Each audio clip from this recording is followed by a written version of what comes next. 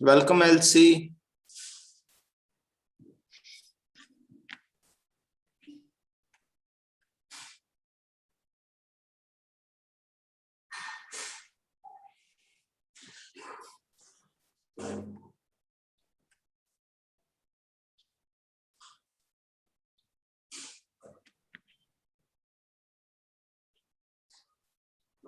Welcome, Elsie.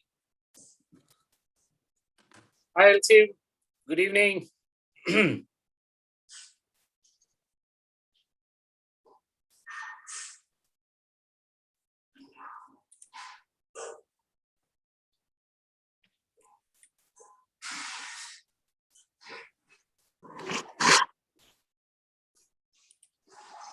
Hi, Bhavesh. My video, it's the host has disabled it. My video. Yeah, all our videos are disabled. So you'll put on. Thank you so much for everything. It's fine. Now see, are you able to do? Let me check. Yeah. I'm not able to. Start your video because the host has disabled it. Okay.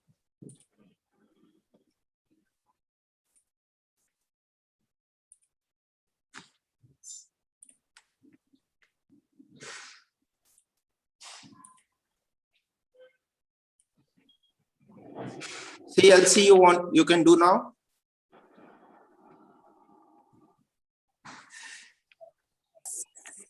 Thank you so much for everything, Bhavesh. Fine. Just see, you can do now everything.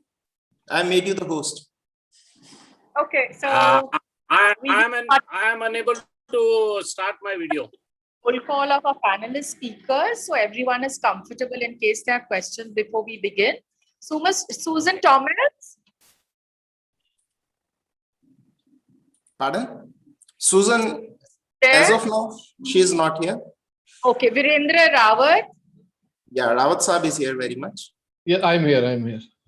Shubham Singh. Yes, ma'am. Yeah, Here. Ashish Vaishnav. Yes, very much here. Excellent. Welcome. Vishnesh Pavnaskar.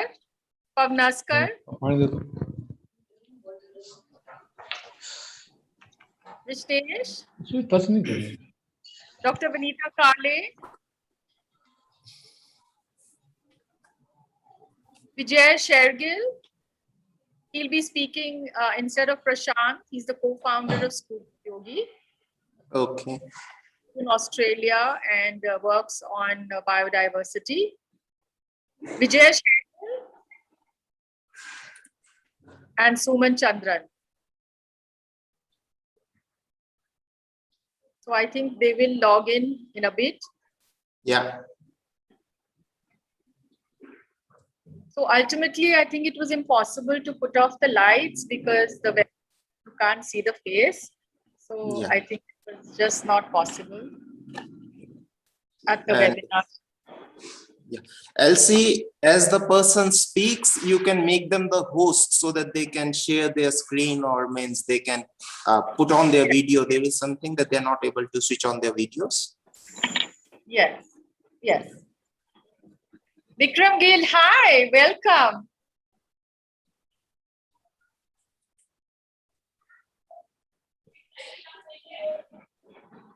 Susan? Suman is here, Vinita is here. Yeah. Susan is here, Virendra is here, Shivam, Ashish, Vishwesh is here, Dr. Vanita Kale. Yeah, she's here. Hello, Okay. Suman Chandran we're waiting for, but she is in USA in the middle of college. So she is... Sumanji is very much here. I think we can start Elsie now. So can you allow my video in? My video is stopped by the host.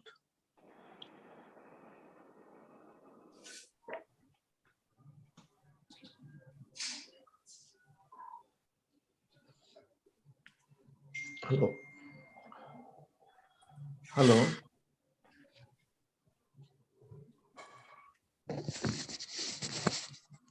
Is everybody technically comfortable? Yes.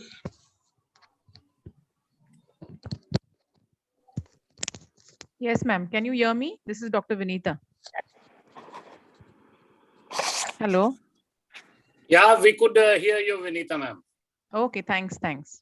My name is Ashish Vaishnav. Nice to meet you, sir. Same here. So I request a host to allow my video because host has stopped my video. I believe there is some challenge. So when possibly, that's what Bhavesh was telling LC. Okay. That when there is a time for speaking, at that time the host try Video will to be given on. that Okay. time we can Okay, no issue. start the video then. Yeah. Okay, no issue. Right, fine. LC ma'am, can you make me the co-host so that I can just look at that aspect? Bhavesh Oh yeah, is I think that will be it. Bhavesh, today is the chief of Climate Reality Project, and he is hosting the Earth Hour, Energy Conservation, Economics, and Education, Awareness, Measurable Action. So if you require to be a co-host, I think Bhavesh will make shift because Shivam knows that I always have technical glitch. He is my assistant. Okay.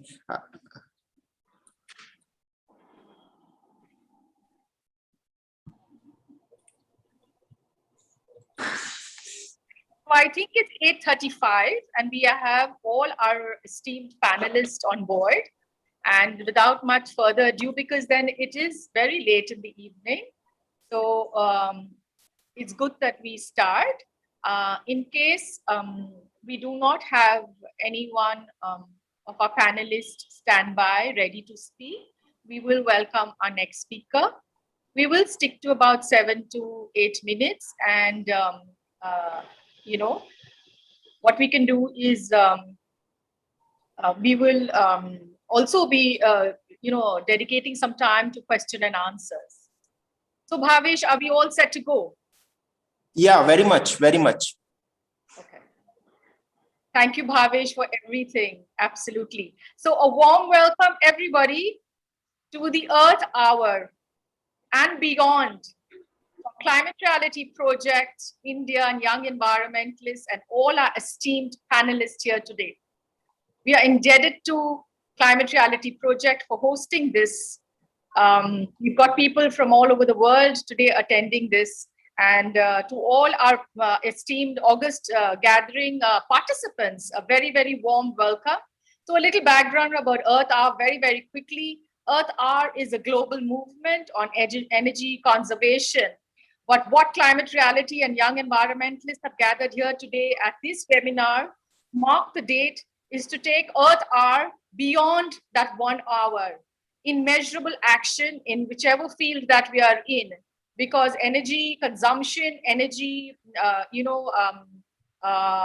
is a main contributor to greenhouse gases and global warming. So I think all our esteemed panelists here today will outline their work, success stories, and the way forward and strategies so that we Climate Reality leaders march forward as a green brigade in the energy sector, in the energy conservation sector.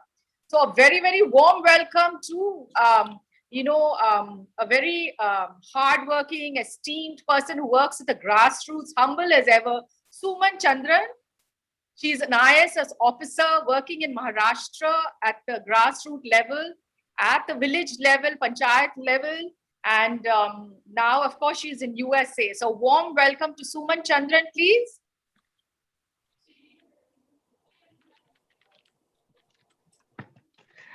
Good evening, everybody. First of all, I must congratulate Climate Reality India for organizing this. This is a great way forward because this is basically a norm forcing. This is basically setting the right behavior pattern for our future society. And I would not be talking today, and I would just briefly introduce you to the topic and leave it to the experts to deal with it. It's important and it's palpable to everybody that now the extreme climate events is making climate reality very exposed to each one of us. And we require an approach which has all hands on the deck.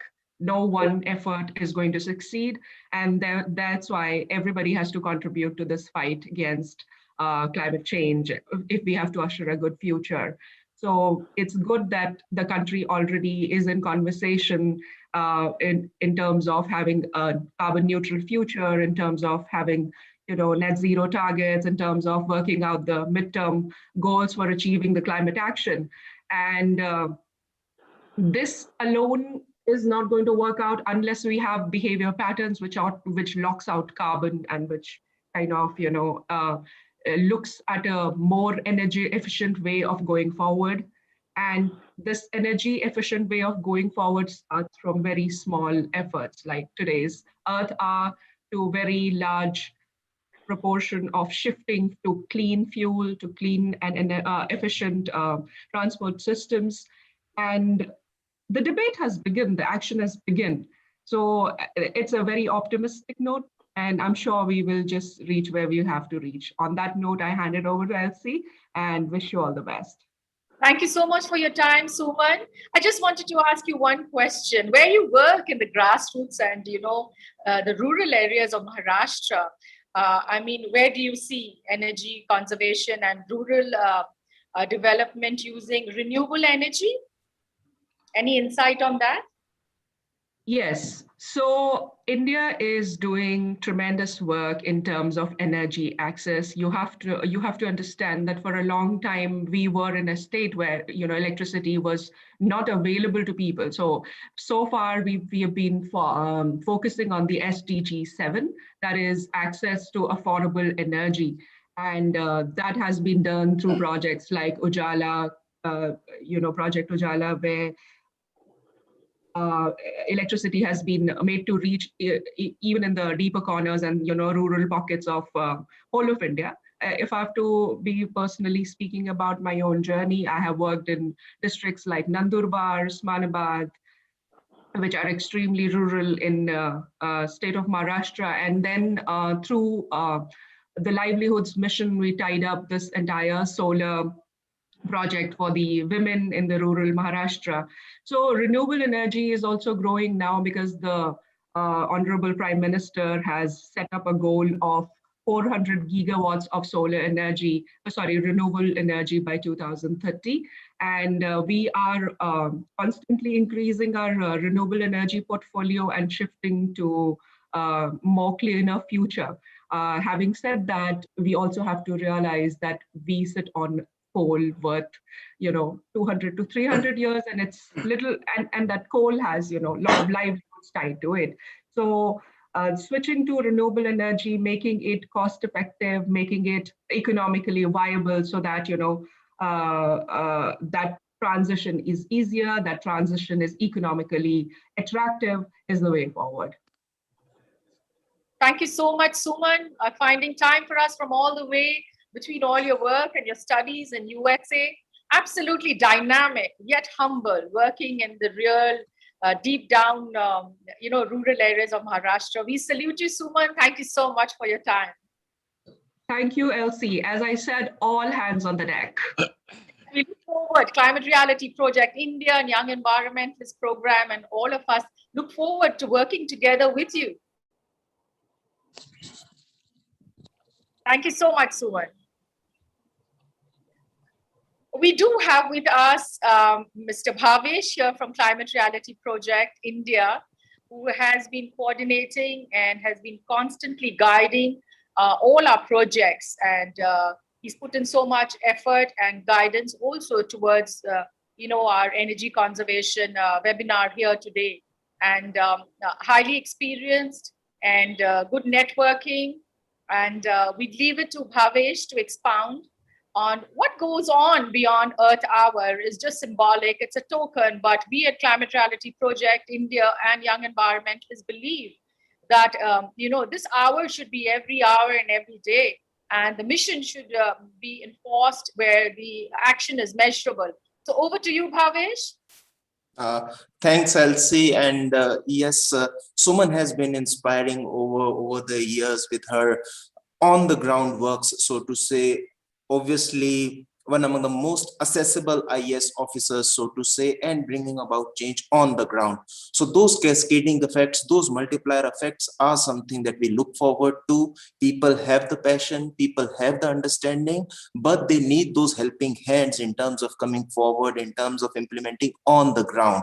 And that's where these kind of initiatives, these kind of leaders turn in. Our another panelist, Mr. Ashish, he too has that much experience working on the ground, whether it's Virendra ji and Shimam for that matter.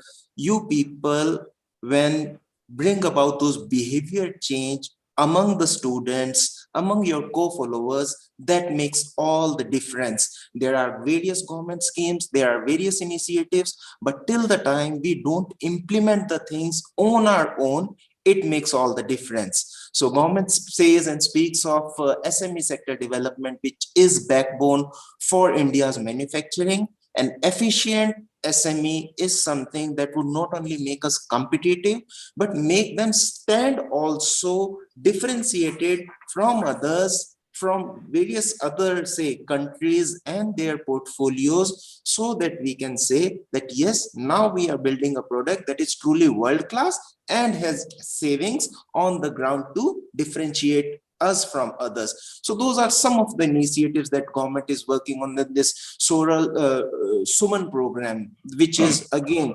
working on the ground with the farmers. When we are providing electricity at a cheaper price or probably fee at many places, there are chances of fluctuations, there are chances of mismanagement that is taking place. But with these kind of initiatives, we are seeing a lot of efficiency pouring in, a lot of water management and resource efficiency, so to say, that speaks volume in overall terms. So those are some of the areas that we can look forward to. Beyond and besides this, as I enter my own house, what are things that I am doing? Please look at your air conditioner. Please look at your refrigerator, how efficient they are working. They are simple meters. They are simple electric gauges that are available in the market for as low as $500, as low as $700.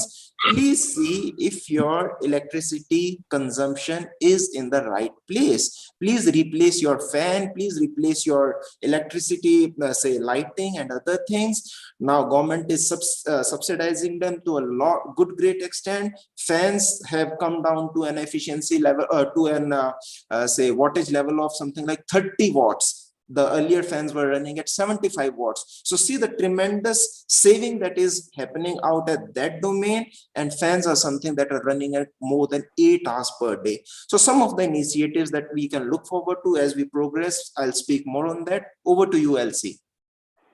Thank you, Bhavesh. That was very insightful. Pragmatic outlines there by Bhavesh from Climate Reality Project India.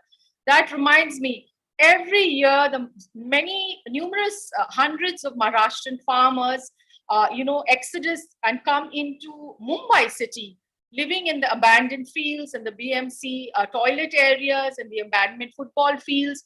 And Young Environmentalist has been distributing solar lanterns because they have no source of electricity. They do have food being, done by so much charity and clothings, but electricity for safety as well as, the obvious lights. We do distribute every year, not much, but we've done around 2,000 solar lamps so far over the 4-5 years. Not very big number, but every effort counts. That's what I want to tell our young participants here today present. As you grow, as you continue your studies in sustainability, you must understand that every drop of your effort counts, and never feel that your effort is too small. And as you listen to our veterans here today, you will get more motivated and ignited to take on your mission. As we call upon our speaker, Susan Thomas. She's the former head of the Foundation School in Delhi. She's trained in Australia also, and a Climate Reality Project leader. Over to you, Susan Thomas. Good evening, everyone. Thank you so much, Elsie, for having me on the show and having to share my experiences as an educator and as a head of a school. And right through my years right from my younger years when I started as an educator. I think it was way back in 2000 when these two words, energy conservation and energy efficiency, was brought into the picture. And at that point of time, we worked with Terry as well as BE in order to do this program called Beacon, which was done as a 6-month program in the schools where we brought about awareness in the children. So that was one big thing. After we also, it was during that time that the Earth Hour became so very popular, and it came in as a campaign which we took part in. And I think Earth Hour is the world's largest community drive for a climate change campaign. And I think at the center of the Earth Hour is, of course, switching off lights to show our commitment for taking action. And this initiative puts the spotlight on our shared home, which is what I refer to as the Goldilocks planet, which is a planet which is not too hot, not too cold, but just right for life to exist and coexist. As an educator, I have exposed my students to different tools like conducting surveys, conducting energy audits. Even of late, a lot of emphasis has been given on the sustainable development goals. So being in the SDGs into the curriculum during curriculum planning is very, very important. And during that time, we have also done projects on Climate Action Project, which is a global climate action project with Jane Goodall, co-entimers, with which it was collaborative. It not only helped the children to work, hone their research skills, but also worked on honing their 21st century skills. They did research, not only them, even the teachers. Before they started with the projects, as soon as I took over, I made sure that the teachers went through Climate Reality's teacher training program, which gave all the teachers, otherwise the teachers make a fuss. I don't know environment education, I'm not an environment education teacher, but this made sure that every teacher was equipped in order to make sure that they could weave in climate change, environment education into the curriculum. And energy conservation is something that needs to be practiced. It has to be a habit because it is a part of leading a low carbon lifestyle. And these were things that I brought into the school in order to make sure that these children who is to make sure that the lights were off, the fans were off, etc.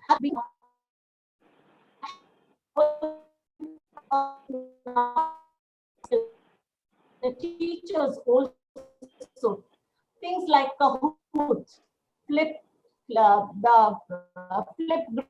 grid, use of flip grid, etc. So that collaboration, exchange of ideas between children of their own one planet. Our problems that we have of climate change is not only relevant to India, it is relevant all across the world. So know that we are all in it and we need to work together for a solution, whether it's air, whether it's water, whatever it is. You need to ensure that this thing, the sustainability and a sustainable lifestyle. In fact, in one of the events that I had in school during a grandparents' day, it was so good to hear and gratifying when one of the grandparents came and told me, you know, my little girl of class, she's only in class 1, but when I was brushing my teeth, I had the water open and she told me to make sure that I shut it off. And it's such a small thing. It's only a class 1 child, but these are habits that we need to make sure small teaspoons of change, I say, will bring about a bigger change, a bigger movement. And that is what I think we at Climate Reality, as well as at the environment group of yours, Elsie, stand for. We want to bring about by small changes. We must make sure whether it is waste segregation, all these different aspects have energy conservation in them. In fact, I would say that what we're going to conserve the energy, I would recommend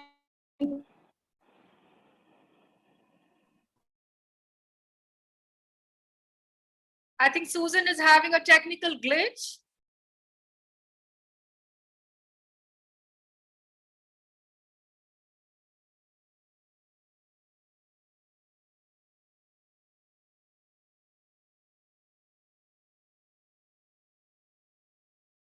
Can everyone hear her speaking? Yeah, we can return to her in a minute. Yeah. Fantastic input from Susan. In fact, you know, how the next generation, you know, really takes on this as a mission. And like I said, 2020, we did plastic audits because the students were all homebound. So we also did electricity energy audit. I mean, we said, see the appliances that you have, see the green stars that you have, how much do you use? And being homebound, locked in, we had to give them assignments which were very practical. So besides plastic audit, we also helped our school students to conduct energy audits. And of course, you know the outline of the energy audits. We have modules ready, which we use for the curriculum, academic curriculum, to inform.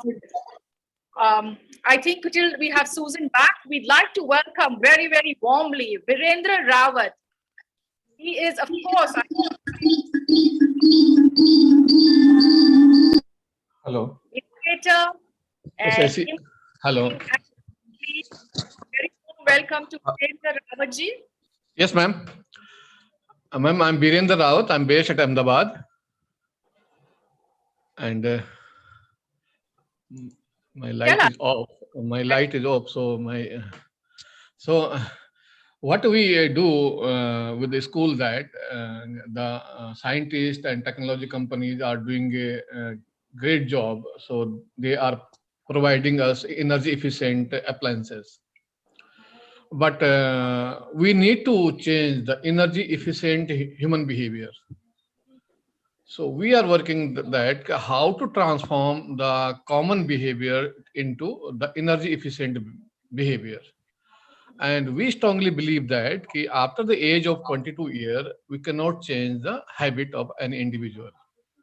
So if you want to change them, we need to change them from the 8 to 14 or 14 to 18 years. So that's why we are bringing the nature into education. And we are working with the Gujarat government. We have transformed many schools into green schools. Recently, we are working with the AICTE, All India Council of Technical Education, and we are awarding their colleges as green campuses. And Aditya Pundeji is one of the evaluators. So climate reality is contributing to every engineering college to go green and to bring nature into campus. So our goal is that how to bring maximum nature and maximum culture into education. So without nature and without culture, we cannot sustain. So sustainability begins with culture and nature. So local material, local values, local education, local cultures. If we promote that, I'm sure that everywhere we can make the planet sustainable. So our human behavior is giving a lot of pain to the planet. So this 1 hour, 8:30 to 9:30, we are reducing a little bit pain of Mother Earth. And this part of the world, we consider Earth as a Mother Earth, but other part of world, they consider Earth as a place to exploit the natural resources. So that is a fundamental difference between the East and West. So any solution toward climate change is coming from the East only, because it is associated with culture and values and human behaviors. So our green schooling concept is totally based on 5 elements of nature, and energy is one of the element. So we use energy whatever we want. So the energy audit or energy saving practices, and no energy is the, we have many schools where we don't use the artificial energy. We use only natural energy or daylight system, right? So we have designed the school classroom where a student doesn't need the solar or coal-based energy, and wherever we need energy, we have the source of solar energy. So now the solar energy is affordable. So we are taking it to schools. We are transforming a vehicle into e-vehicle. So transportation, cooking, and lighting is the maximum area where we use energy. When you make them energy efficient, or electric, or CNG, or no energy, or kinetic energy, we have designed many laboratory and library where students are using kinesthetic energy. They are creating or uh, making energy for by using cycles and so on. So things are doing well in the worldwide, and I'm sure that these students who are studying now in the schools, they will be tomorrow's nature champions. So they will be saving the planet, and they will be inspiring others to save the planet. So our goal is that to creating a new generation, new breed of nature champions through education. Because we believe that after 22 years, we cannot change the human behavior and human habits. And we are working on that, and we are successful. And I'm sure that we are taking it to the world. We have many schools worldwide. And I am thankful to Bhavesh Bhai. He helps me a lot of time when I conduct conferences to bring the speakers from UNESCO and so on. And Climate Reality India is doing great job, and we are proud of you. We are proud of Bhavesh Bhai and you and your Young Environmental Group, and you are based in Mumbai, where the biggest city that contribute maximum pollution. But you are doing a bit as much as you can, and you are doing your duty. So I personally believe that without responsible education, we cannot make a responsible nation. So education must be responsible. Teacher must be responsible teaching. Responsible learning, responsible teaching, responsible behavior, responsible eating, responsible transport. So when we add responsibility into our action, we can make the sustainable world or sustainable nation, and that is the area we are working in. And thank you for giving me opportunity, and I'm sure that whatever you need my support, I am there to support Climate Reality project. And I'm sure that in India branch is doing great because of your team, Bhavesh Bhai, Aditya ji, and you and everyone. And I'm sure that we are making difference. Thank you so much, Virendra ji. And Thank you. salute you. You are one person who has switched off the lights. I thought I Yeah. couldn't see you, and I was in the dark, but I have to. I have to. a little bit hazy. But I salute you for switching off the lights. I tried it, but then I said I would be available on moderate the webinar. So I really see that putting words into action and talking, walking the talk. Thank you, Virendra I'm ji. educator. I have to change. I have to bring change through me. Not I cannot see change on others. I need to see change in me. So thank you so much, ma'am. Thank you so much. Yes, without further ado, we have Shivam Singh, the National Coordinator for Youth Climate Reality Project. He works with 3 generations, right from the youngsters to young adults to, his colleagues as well as senior citizens and all age groups. He is absolutely dynamic and pragmatic, and we'll have him outline his work as he heads Explore It. And I have to personally thank Shubham for always coordinating, assisting whenever I'm in doubt or wherever I have a technical problem or wherever I need advice. I think he is one from Pune and who always is assisting me, enlightening me and helping me to take so many things forward, especially during this COVID isolation. And as COVID isolation is going to and not seeing, really light, I think there'll be many, many more projects that we'll be all doing together. So Shubham, I'd like to thank you so much. Over to you, Shubham. Yeah, my pleasure, ma'am. Thank you so much for those kind words. And I'm lucky to have such amazing pool of mentors. Like my journey with Climate Reality started with Karan Dalvi. And then I got to know Elsie ma'am, Neeta ma'am, Susan ma'am, then Bhavesh ji, Sheetal, Aditya sir. So it has been a great journey, and it's my privilege and I enjoy this, working as a bridge between different generations. And I'm very satisfied with the amount of whatever productivity we have realized in last few months with our students, especially our service learning students with symbiosis. I can see most of them are here in this session.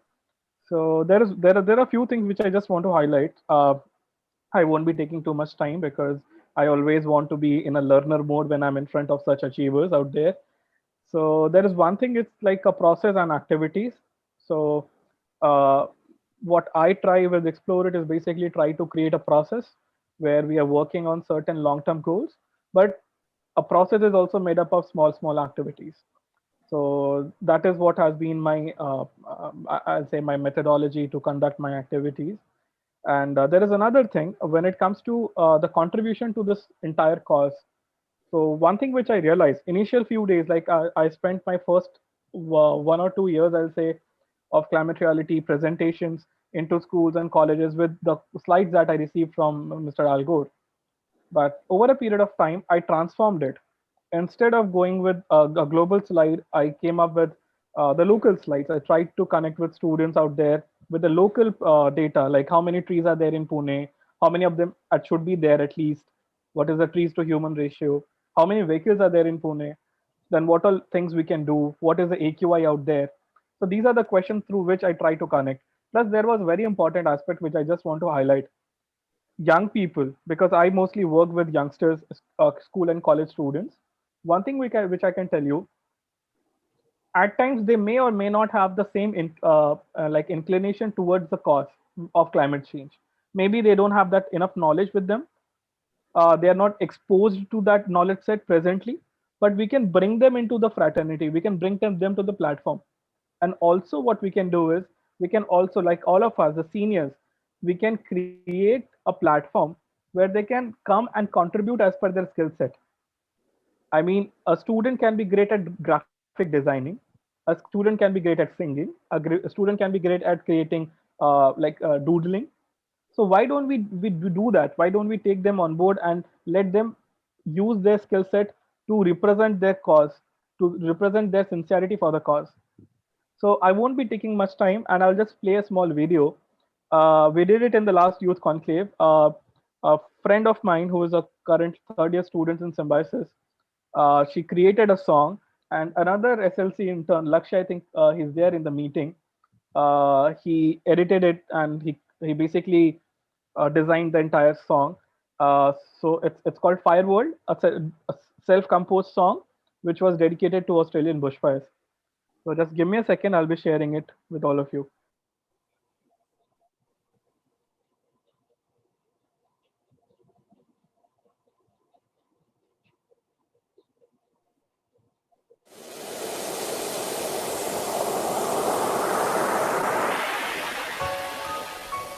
I didn't come out of the water to die of the fire. Neither did you, nor did they. So bear with me if I make the sound of gloom. Maybe it's time we get out of our comfort rooms. Why are your eyes so closed? Can't you see the world? Knocking at your door. You can't pretend to be fine and act like you don't mind when the air you take is no safe for God's sake. Fire's falling from the sky, need you to open your eyes, see the wrath unfolding. Now you can't be stalling. What if you wake up one day with no sun rays and you lay straight in the darkness? Yeah. Each one of you and me, we got some responsibility. We've got to set some things right, make our world look bright. You've got to tell me right now, if this is bloody, how you want to spend your days with the forest out of place. Generations want to fire, bloody kids are gonna die. So what you gotta do about it? What's in on your mind? Yeah.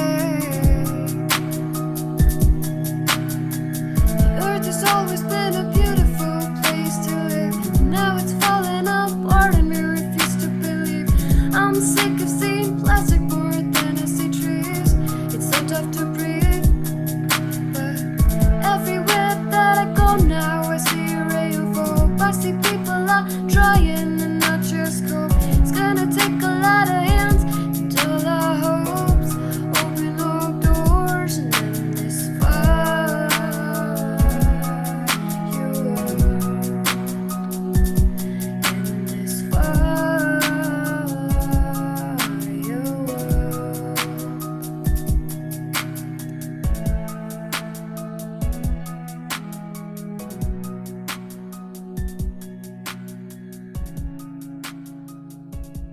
So that was a song which me and my team were working for last 2-3 months, and we created it and launched it in the last Youth Conclave. And so this is like what I'm proposing: a platform where students can come with their own skill set. They get knowledge.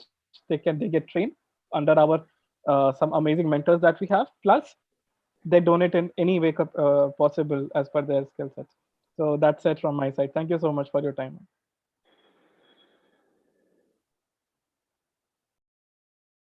That was a brilliant presentation, Shivam. Absolutely.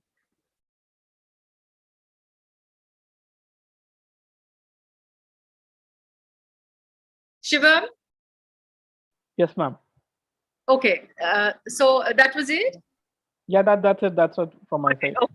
Maybe my audio is a little low. Thank you so much for your presentation, Shivam. That was very, very enlightening and a real, eye-opener.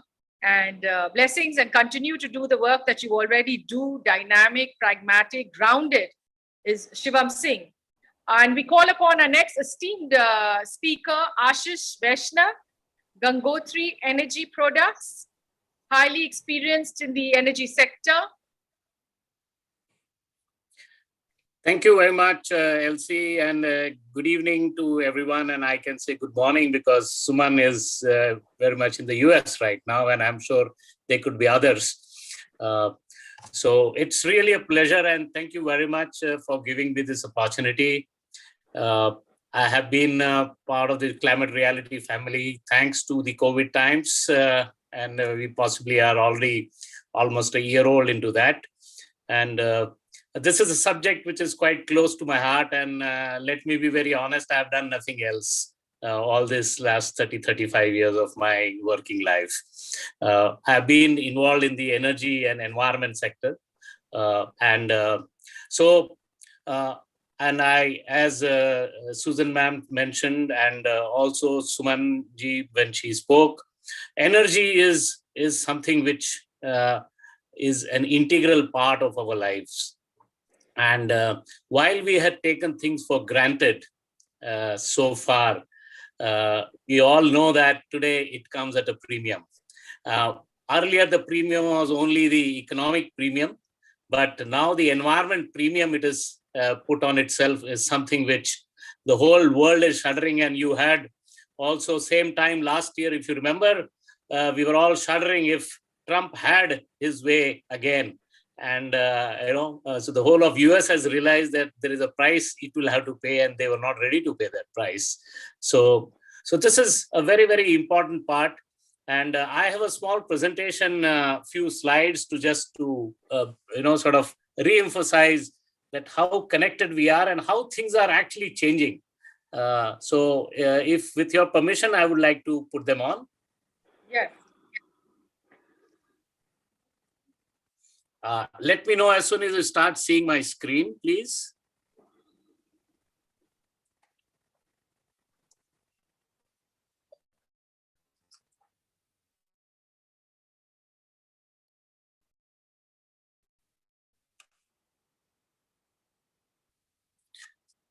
Bhavesh, Elsie, are you able to see the screen now? Yes, beautiful. Thank you. Yes, carry on. Great. So great, Arthar and Elsie, I have followed your instructions well. The light you see on my face is from a solar table lamp, and my room is pitch dark. Okay. So like I mentioned, energy conservation, I think it is very, very important. There are a lot of optics being made on this. There are a lot of symbolisms done, but I think there is a big need for changing our mindset, because we got to meet this climate challenge, the 1.5 degree, which we have been talking of.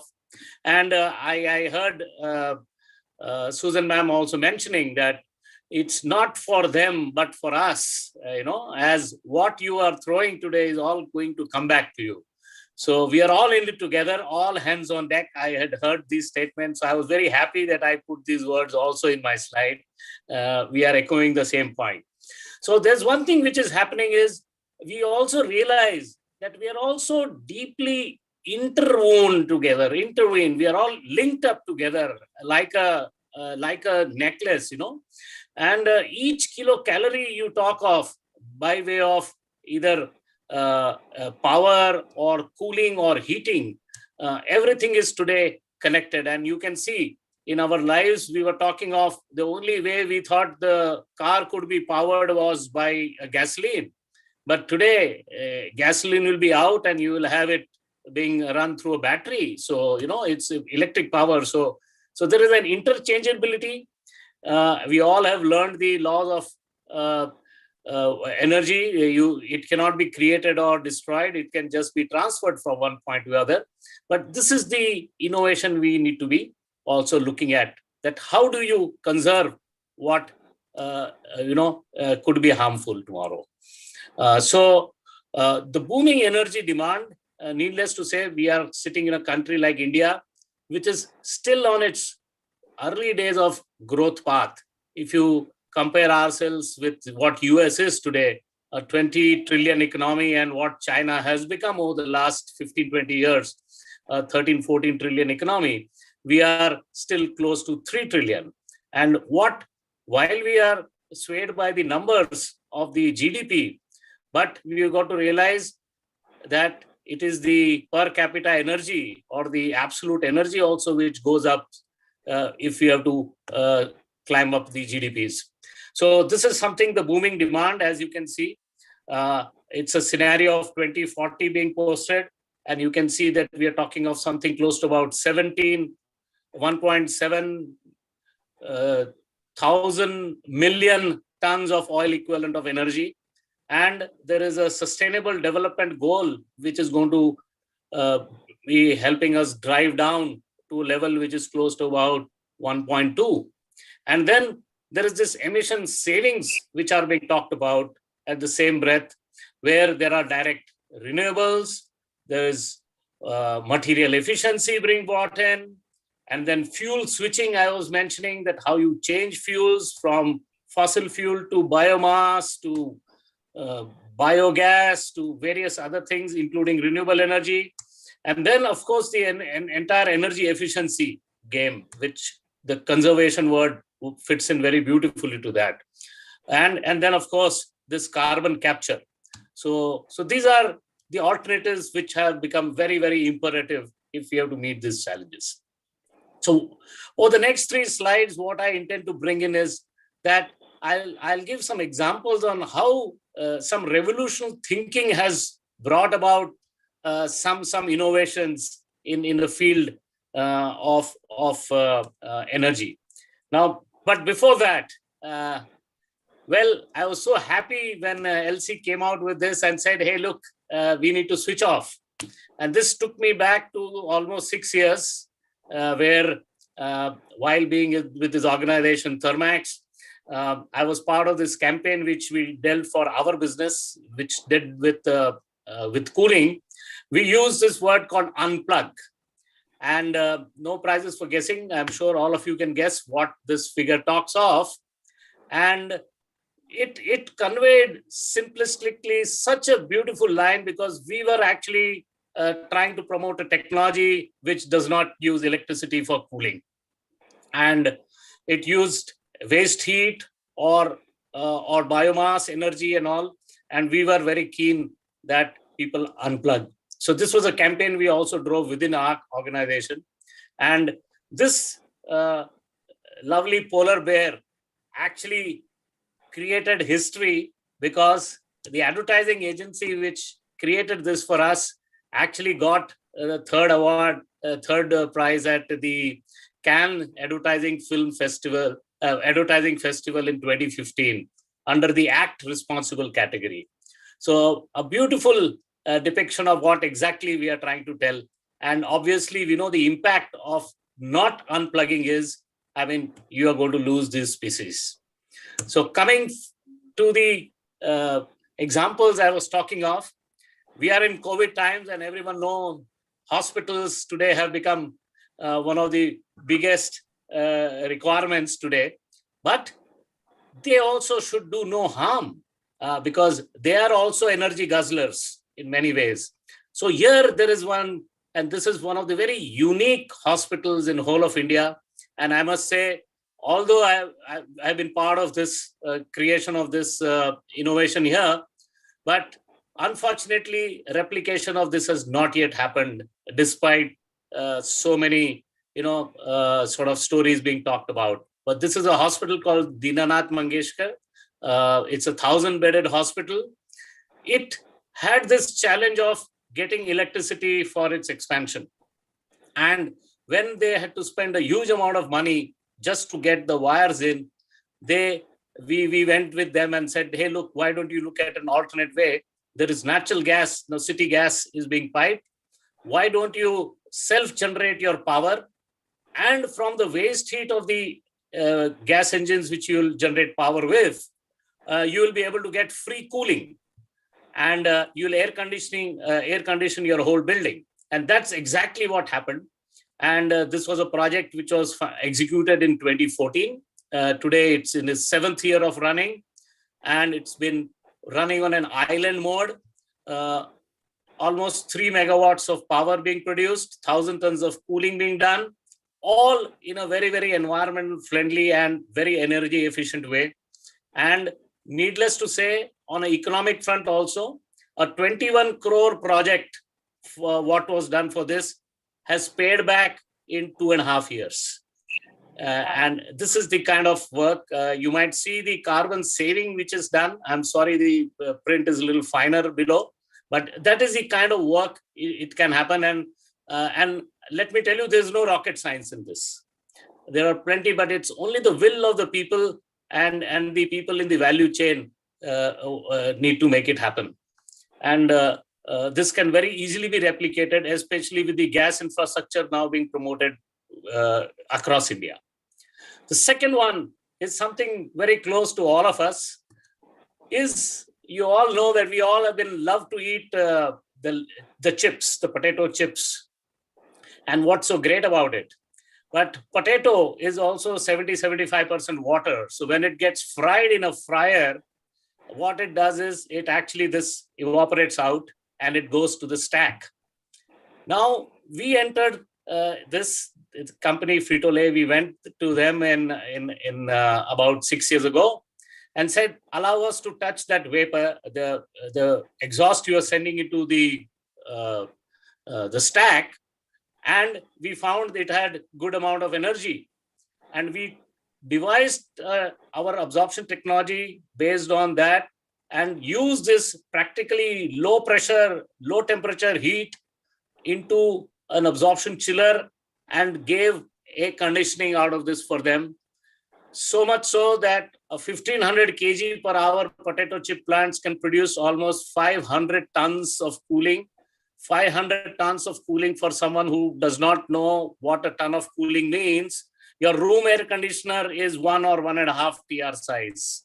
So you can actually air condition a medium-sized hotel or maybe 100,000 square feet office by this, free of cost. So this is what we have done and now replicated it across many such chip manufacturers in India and also abroad now.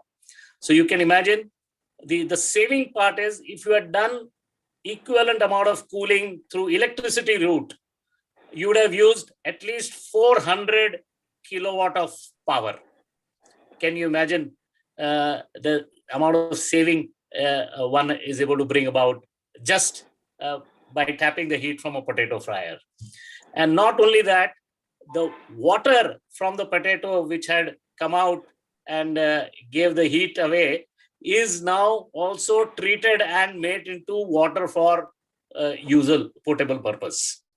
So that also has been conserved. Further up, we talked of a lot of agriculture based, and there is a dying need for cold storages across the country to drive the food revolution, also to meet up with the GDP demands. And the cold chains are coming up, but again, the infrastructure of power is lacking. We have solar pumps being talked about, but there is a need for the cold chain to be available near the farmers. So the cold rooms which have to be done. So there are innovations which have come up now using solar energy to drive. But again, solar has its limitations. So very recently, I have got associated now with a company which has done exactly the work we have been doing earlier also, where biomass fired which needs only a half a kilowatt of power to drive this, and that can be provided by UPS to drive a cold room, give the 0 degree to 20 degrees of temperature just by firing few kgs of biomass every hour. So it's a standalone product, and these are the wonderful innovations which are revolutionizing this entire thing of energy conservation and also making sure it's renewable. So thank you very much. And I wanted this to share that there is so much happening and it needs a great will and visibility. And thanks to platforms like these, I'm sure it will reach the masses. And I'll be very happy to be of any help to anyone, especially the youngsters. So, well, let's be energy wise, and thank you very much, and remain unplugged so we can see in them swimming, happily prancing, and hopefully people like Elsie going to the oceans can swim with them too. Thank you very much. Thank you, Ashish. That was absolutely brilliant. Award-winning energy engineer, measurable impact, and really, really very impressive, Ashish, to have you as my mentee. Now you're my guru, where energy engineering. No. I'm going to be sharing that Khan's award-winning image of yours of the polar bear and unplugged. That was fabulous. I'm going to be using that in my international presentation with credits to you and your TM. But that is fabulous. And I knew you always wanted to share this, ever since we were going through our leadership training. Absolutely. But today it was brilliant. So what is the solar lamp that you're using today, Ashish, in front of you?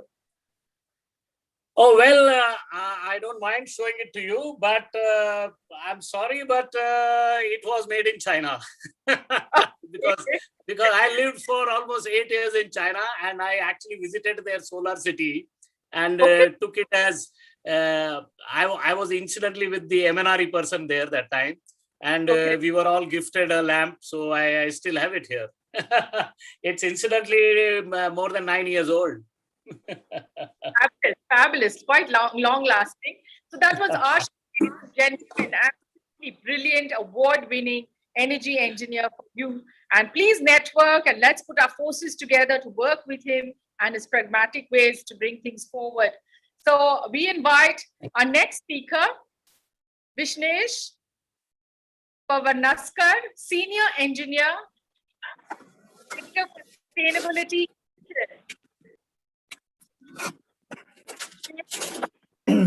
Hi, Elsie. Am I audible? Hello. Yeah. Yes, okay. Perfect. Great. I was just checking.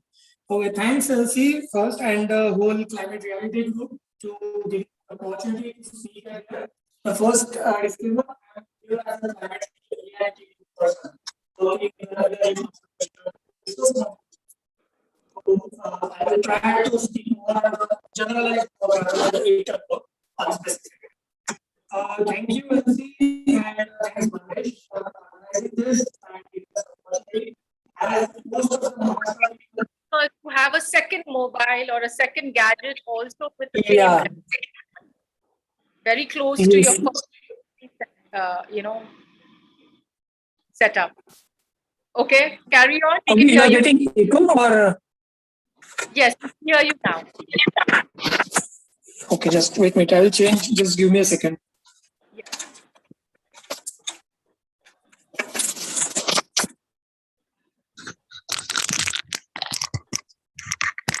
Yes. Good to see you. Yeah. Excellent. Good to see you. How is it? Okay. Okay. No, I was trying to log in from my laptop because I wanted to show some presentation, but let's see how to share the screen now. But yeah. Okay, Isna. Okay. Yeah. So thanks for giving me opportunity. These are all very big game players we have got here. So I'm a bit smaller for them maybe. So I will try to jump up here with the help of some presentation. In a brief, I know I'm running out of time.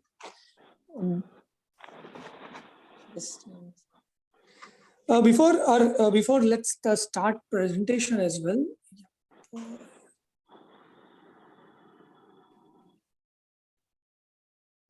Yeah. As I just want to iterate a couple of points from the Ashish sir and Susan as well. So Susan was saying we should start with our small habits, and once that small habits we start with, then we'll see gradually it will result into the bigger impacts. I remember in a younger age there was a show called as Shaktiman. After the end of Shaktiman, they used to say that "Choti choti magar moti baatein." The all sustainability part or the energy conservation is something like that choti bate, which will go directly and have an impact on the bigger component. Somebody has also pointed out that we need to start with the young age. It is really nice, and the education is foremost important in going this field or working with this field. So there are some games are also available, and maybe through climate reality we can propagate those games. So games like the Age of Energy, and some games these are like games similar with the Monopoly and board games. So with that help, we can of course propagate the many concepts of energy at the younger age itself.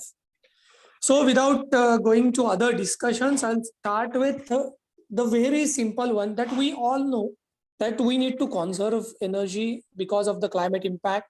We need to mitigate our CO2 emissions. But the question arises that what individually we can do. We know that we need to say shut down the button, and whenever there is a not required, we should cut off the energy use. But the word, if you go for the conserve, it means that prevention of waste. So we don't want our energy to go to any waste. We want it to conserve it. This means that we need to take the maximum impact or maximum use of that energy. Why we need to do this is that we know that energy is costly and energy is the emitter. So if you see that there are three major concepts of saving the energy. The first is we need to audit it, then we need to control it, and we need to efficiently use it. It is considered exactly similar like money. So when we are facing a cash crunch or at the end of our month, what we do is we do exactly the same things. We try to audit that, we try to measure how our money is getting spent. Then now the next part is we try to control it. We delay our expenses, we reduce our expenses. And third is the efficiency, but in case of money, we consider it as a investment. So exactly these three steps will lead us to the proper energy conservation. So going to the next slide, what this means is that how to audit it. It is very simple to say that we need to audit energy, but we are not, everybody is not an industrial professional, or we don't have all the industrial tools. So simple is that start writing the journal. Similarly, if you want to reduce weight, what we do is the first step is we start writing the food diary.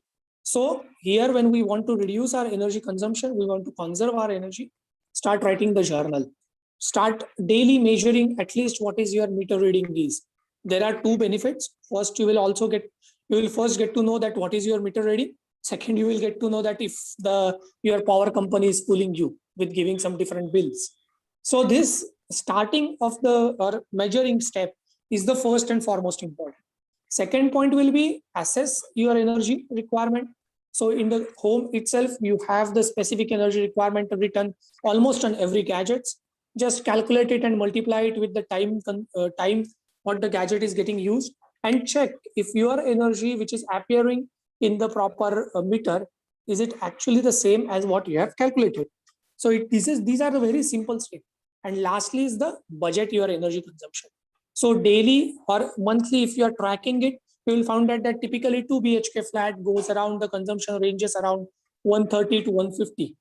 If your monthly unit consumption is more than that, you will immediately get it, understand that how you are using energy something by inefficient way. I remember way back I think in 2014 or something, there was one study done by I think Sudarshan, I forgot the name and exact people. It is done in the Delhi. And you know what they did is, they did nothing. What they just told all the housewives in that particular community that what is their neighborhoods or neighboring households energy consumption is. that triggered some inherent competition among them, that why my neighbor is getting, their consumption is 140 and my consumption is getting going above 150, and why that so? And they have assumed that just because of this behavioral trigger itself, they could save more than 20% of the electricity consumption. So this conservation, the most necessary is what others are doing and what you are doing. Just start measuring it, you will immediately get to know. Then of course, for control, I'll go now quickly. I know we are exceeding time. So for control, we have way lot of new equipment available, starting from smart energy meters, smart energy controllers. We can control all energy equipment just on the tip of our fingers right now. So I will not go in detail for the controlling part, but point is the efficiency. So how we need to understand efficiency? Everybody knows about the star level. Everybody knows that we need to get to the maximum 5-star level and all. But have we read that what other aspects of star level is considered? So there are couple of main points. Is just not just a star level, but also what is the energy consumption is they have targeting. So this will give you the quantification number. By this using that, you can understand that in what terms my payback is going to be. So this is also the one of the most important component to see in the star level.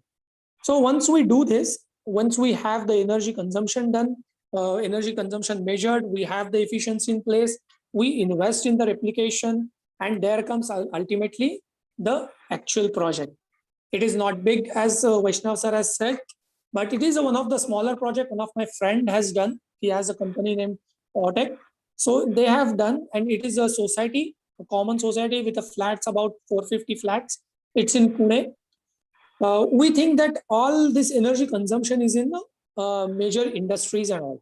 But even if you go for our society, our community, you will find out that in a town, typically for a flats of 400 flats, the society electricity monthly bill ranges between 2 lakhs. It gets divided among all people. It gets divided in our maintenance. That is the only reason we didn't get to know. But ultimately, the many societies are spending more than ₹250 crore rupees per year just on the electricity bill. This is one of the very big component, and we just don't know it. We just have to look it. So they did their analysis. They had as we have said, that they had the measure part. They did the audit, and they found out that there is almost 11 lakh worth of investment can be done with average saving, approximately earlier average saving of some 60 to 70 lakhs. So that was the implementation point. They are the registered ESCO. Everybody knows that ESCO is the ESCO company actually goes there and invest. They maintain it, and then ultimately there is some saving sharing agreement is taken place, and afterward you hand over directly to the client or the society in this case. So what has happened ultimately, that after the investment of some 11 lakhs, monthly the saving possible, what ultimately realized saving was almost 80,000 rupees per month. So this was the huge saving. Of course, we are contributing to climate change or climate mitigation. We are saving our electricity. We are saving our precious resources. But the most importantly, that 80,000 rupees per month is getting saved directly. If you go for 11 lakh investment and 80,000 rupees per month returns, I don't believe that any of the current investment modules are doing that. Even you go for the most high risk debt fund, they also don't give such type of a high returns. So this is one of the major opportunity that I think we can spot on, that all homes, all our societies, which can we can implement it in the basis of the technology part, but there also is the possibility of these financial institutions which are coming in. There are many wealthy people. There are among us who can contribute it, crowdfund it, and have it for our own society itself. We can also focus on this. In this case, we got a payback of less than 14 months. So this is one of the biggest investment which can happen in the energy conservation part. So this is how we just not only save about the energy, but we also save on money. So this is the exact part I wanted to highlight, that the main point is that how we do this. We know that we have to do this, but these 3 steps, if we start following of measure, audit, and then replace it with the efficient components, we can immediately have the better savings in place. And I think the climate reality is one of the great platform to work on, discuss on this part. And also two components we can go ahead with this. That first is the propagation of games in the energy conservation component. And second, if in future we can crowdfund together to create a fund and implement this, this is also a great investment opportunity for us as well. So this is this was my point, or I can say my discussion I wanted to. Absolutely brilliant. I mean, it is a brilliant presentation, and what you're doing is absolutely fabulous. I hope that we can collaborate and take this forward with Climate Reality Project and Young Environmentalist Program. Very illustrative, and it's very appealing to the participants, our younger adults that are present here as well today. And congratulations on all the work that you've done. Very insightful, and we wish to work together. So hopefully you will. Absolutely. Yeah, absolutely. Thanks, Elsie. It's always a win-win situation, energy conservation. It's a win-win situation for planet Earth as well as your pocket, right? Yep. I mean, Aam Janta, of course, it is still roti, kapra, and makan back way in the deep rural areas of India, covered 70%. But it is always a win-win situation where inverted pyramid, we need to work from the top of our society, absolutely. down. So what you have presented is on the peak of our pyramid of demography that is all over set across India. So that was beautifully outlined. Thank you so much. Thank you. Just what you were saying about one point that Dr. Vinita Kale, dynamic, brilliant, head EDC, MTWPU, School of Management. Dr. Vinita Kale, please. Thank you so much, ma'am. It's my pleasure to be with you today. And I think this is a great opportunity because when we talk about MIT School of Management, it's a great flagship. We also participate in a lot of social initiatives, but I'm amazed with the climate reality, your initiatives, your contribution. And I'm looking forward to associate with your organization because we have a chunk of students who are energetic and they're at the PG level. And they are really enthusiastic. I think we do a lot of CSR activities. We have students who go for rural immersion programs where they develop with the rural people and they work on, their issues, their problems. They stay there for 2-3 days and they come back. So I think there is a good scope for us. There's a good scope for us to associate with you. This makes my job a little difficult because I'm the last one to speak and everybody has contributed towards what is the importance and how important it is to conserve energy. So quickly, what I would be doing is I would be just focusing on certain financial indices, which when we talk about the renewable energy sources and what exactly are the challenges when we talk about the projects. I think my earlier speaker, Vishwesh, if I'm not wrong, he did focus on that when it comes to these projects, there are projects where you can have the payback period even in 14 months. But there are a lot of challenges in this area. So when we talk about, the renewable energy sector, the bank policies are not really that flexible because these projects go for a longer tenure, for 10 years or more. So many a times the banks, the investors, because the returns take time, the payback goes a little lengthy.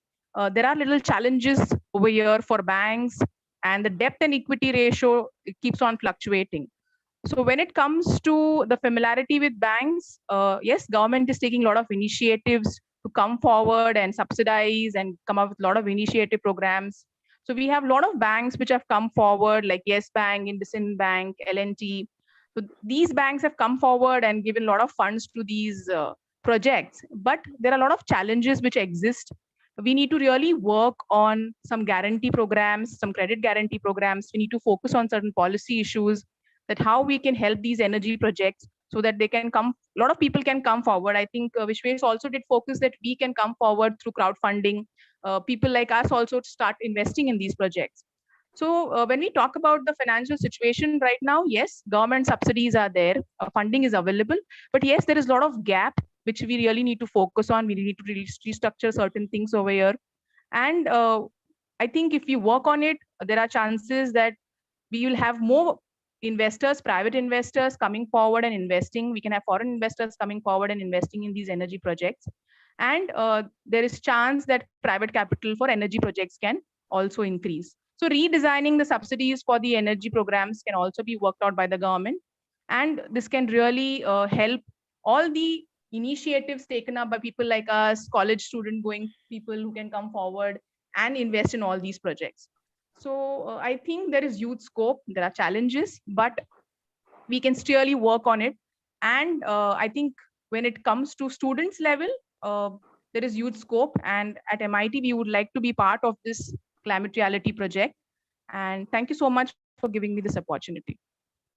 Thank you, Dr. Vanitha. Absolutely a pleasure to have you. We are ready to come and give you our presentation. And we are so honored that we've been trained by former Vice President of America, Mr. Al Gore. And we have to, address your entire student faculties and everybody there and take this networking forward. Thank you so much for being with us. Thank you so much, Dr. Vanitha. Okay, without much further ado, we have someone who's lived in Australia, but found his way back to his roots, India. We welcome Vijay Shergill, the co-founder of Scuba Yogi, all the way from Andamans. Vijay Shergill. Vijay. Hi, Elsie. Can you hear me now?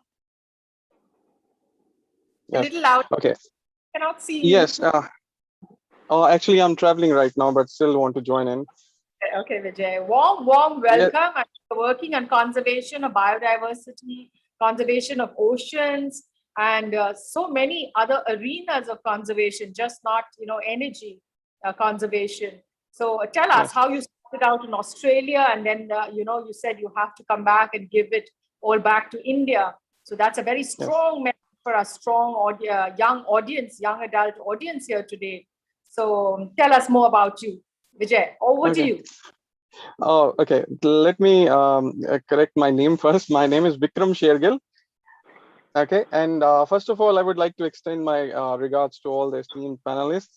I'm very grateful to Elsie for inviting Scuba Yogi to be part of this discussion. I will start with a disclaimer that I'm not an expert on this subject, but would like to share some insights and experiences. I'm an engineer, MBA, worked at Tritium, Australia, which is a global leader in a DC fast charging technology for electric vehicles.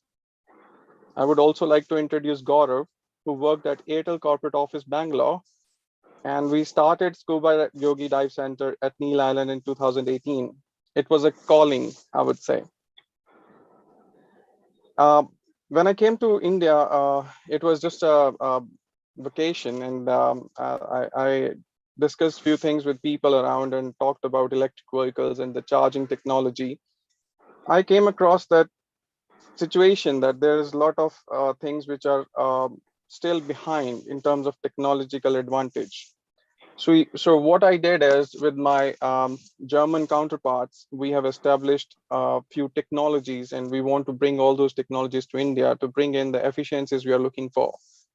And when I talk about efficiencies, the number I'm talking about is 99.7% kind of things, nothing less than that.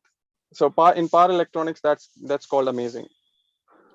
So let me talk about Scuba Yogi first, and why I want to associate this discussion with Scuba Yogi. The golden rule of scuba diving is breathe, which is also the foundation of our existence. No other planet in our solar system gives this privilege except Earth. We all know that the source of oxygen is forests, but do we know that 70% of Earth's oxygen is generated by marine plants and algae? We all know 70% of Earth is covered by water, but do we know that 70% of our body is also water? So there comes the concept of Scuba Yogi. Yoga means being one. And when we said water, and we want to be one with water. So the land gets most of the attention when it comes to environment, but it is water which needs more attention. I would like to bring the attention to the origin of a disaster waiting to happen. I might be sounding pessimistic, but I think that's the start to be optimistic. Plastics, chemicals, mining on the ocean beds, global warming, unsustainable fishing practices. There's lots to talk about, but I'll talk about the solutions rather than the problems. As all the panelists earlier said, they have actually covered everything which I want to say, but I want to reiterate the same point. Kids, the young generation, they need to be aware, not just of the sustainable living, but a conscious living in every moment of their life. So I would say plastic, there should not be absolutely single-use plastic used anymore, and commitment never to use plastic again.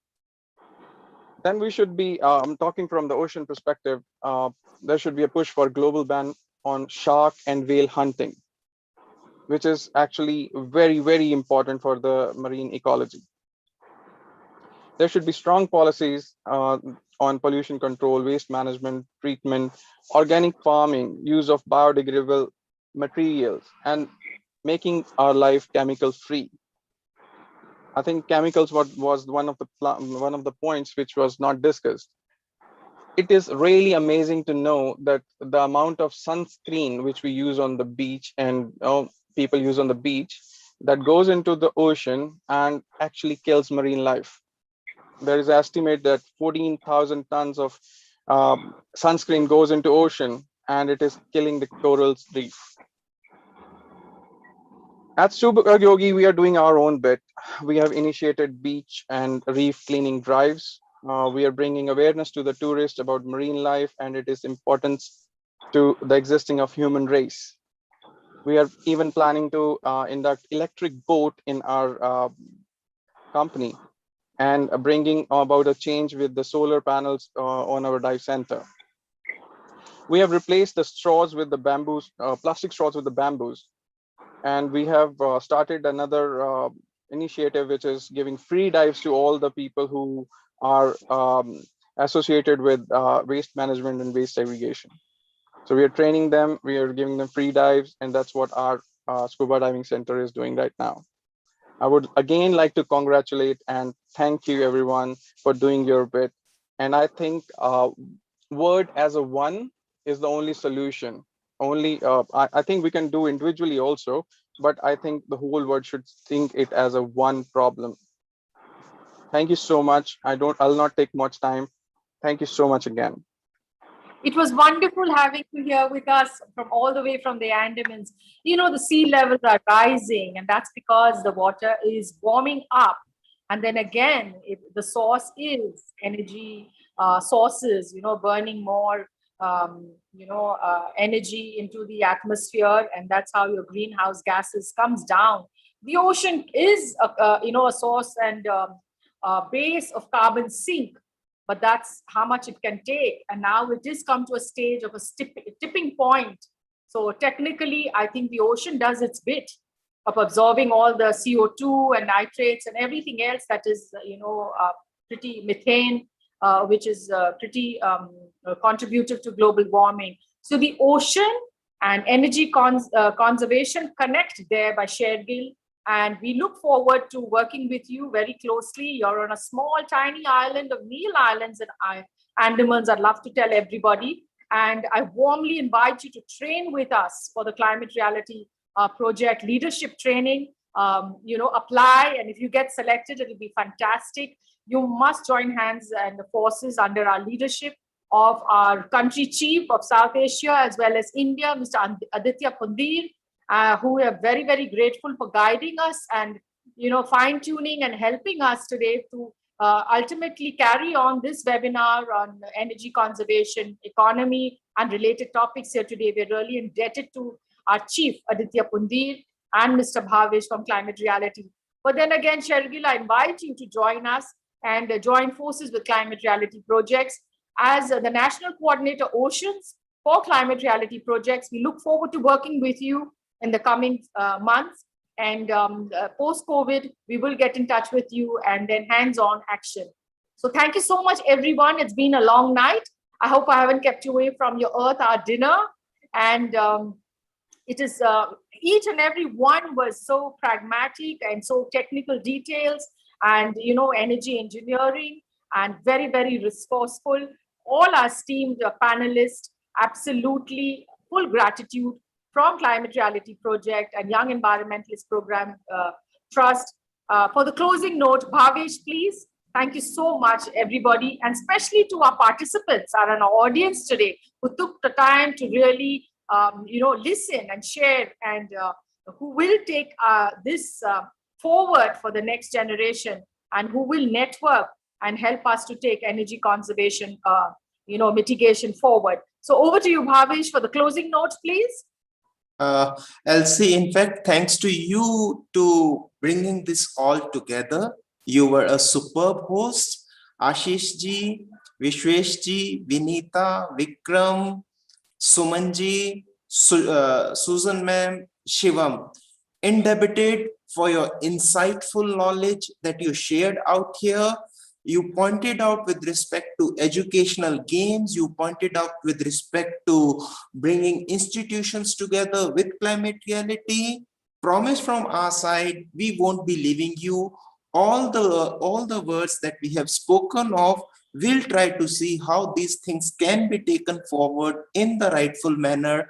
I'm happy to share climate reality do have centers like this, climate change centers, which are bringing about local knowledge made available to the masses so as to have a meaningful impact in times to come. Education initiative is one among the big portfolios that we have. All the leaders out there, I request to visit the website of Climate Reality, get an understanding. Whatever institute you have studied from, your alma mater, please write to them. Please make us have an introduction with them. Let's do our level best in terms of bringing all the stakeholders together for this common cause. Energy conservation, water conservation, resource efficiency, so to say, is actually need of the hour. And we look forward to work with all of you in times to come. Thanks to all the attendees who stood with us till now and made this program bind together as a whole. Thank you so very much. Thank you so much. So I would say over and out. I think you can switch off now. You can switch off your lights now and continue take this hour way forward for an intact planet for tomorrow. Thank you, Climate Reality Project. Thank you so much. Good night, everybody. Thank you so much. Bye. Bye. Good night, and thank you very much. Stay safe. Thank you.